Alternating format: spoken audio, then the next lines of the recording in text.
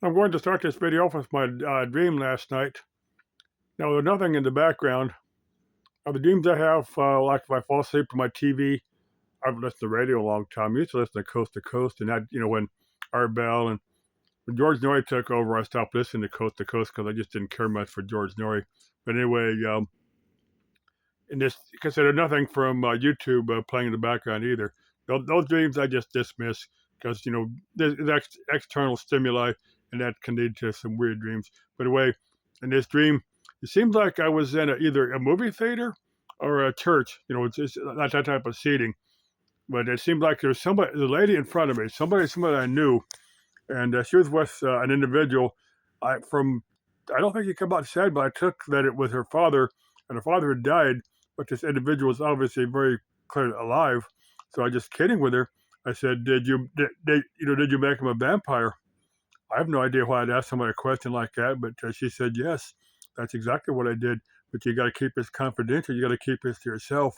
I was thinking, well, there's one individual, I think it was a wife or girlfriend that I wanted to share this with in the dream. And this sounds like the plot for a movie or something. And it's something that Carl Jung referred to as a collective unconscious mind, that we're all part of one collective conscious mind. And I'm thinking maybe this is, maybe somebody was sitting there watching a movie that this was happening in, or a TV show, or maybe this is some writer that's got this for an idea for a movie. I don't know. I just kind of got the impression that this is exactly where this is coming from. I've had quite a number of dreams. Like I said,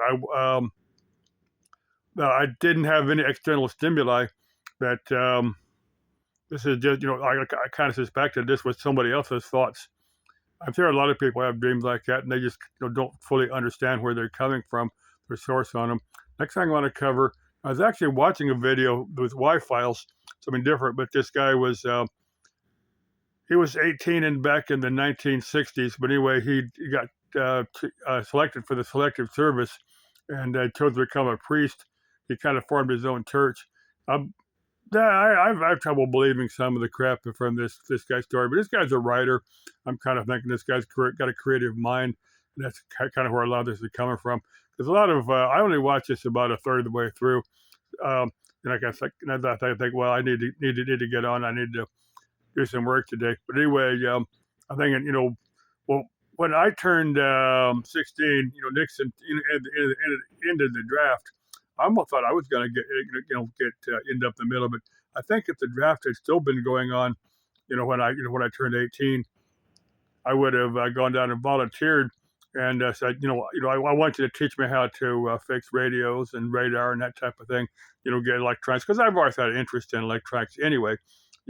Serve my part in the Vietnam was still going on, and I'm pretty sure if I'd got drafted, I'd have been sent over there. But if I was fixing radios and radar and that type of thing, I wouldn't have been in active combat, of course. But anyway, I was going to volunteer for the Air Force when I turned 18, as I was in ROTC in high school. But anyway, my mother had talked me out of it. Now her sister's first husband, didn't come back from World War II. So I'm kind of thinking that's where she was coming from. That she just didn't want to see me get killed, somewhere. But if at that time, the Cold War was still going on, I think if it got any active combat, if it had kind of gone to World War III, it would have made a big difference if you were in uniform somewhere in the world, or if you were sitting in your living room here in the West Valley. I don't think it made a big difference. There's still got to be either a bullet with your name on it, or a ballistic missile with your name on it, or some uh, atomic fallout. It's still got to get you. So I don't think it's going to make that big a difference if it had come to that. Now, the one thing the advice I'm going to give to, especially like my grandson Damien, who's going to be 17 here in a little bit, who knows what Trump might do.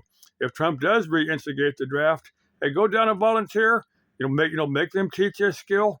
Make them teach you something that's where you can be useful, but you kind of stay out of active combat.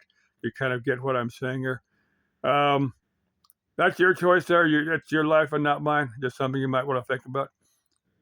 Let's see. I was going to cover one more thing. I still need to on my phone, the screen's all messed up on it.